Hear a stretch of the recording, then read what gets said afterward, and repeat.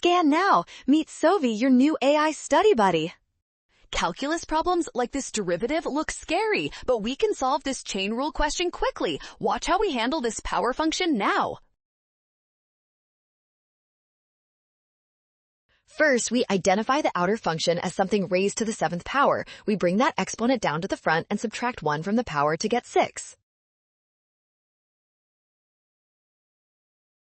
Next, we keep the original inner quadratic expression exactly the same inside the parentheses. Now we must multiply everything by the derivative of that inner part, which is 2x minus 11.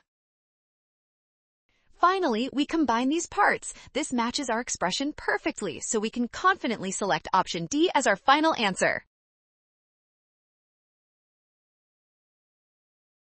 Well done! Scan the code. You can learn better with Sovi. Avoid a rush to finish. Always check your steps to ensure accuracy.